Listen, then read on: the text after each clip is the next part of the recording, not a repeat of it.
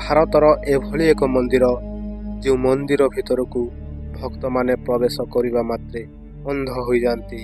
ଉତ୍ତରାଖଣ୍ଡର ଲାଟୁ ଦେବତା ମନ୍ଦିର। ଏହି ମନ୍ଦିର ଭିତରକୁ ଭକ୍ତମାନେ ପ୍ରବେଶ କରନ୍ତି ନାହିଁ। ମନ୍ଦିରର 30 ଫୁଟ ଦୂରରୁ ହିଁ ଭକ୍ତମାନେ ପୂଜା କରି ଆସନ୍ତି। ଏହି ମନ୍ଦିରର ଦ୍ୱାର ବର୍ଷକୁ ଥରେ ହିଁ ଖୋଲିଥାଏ।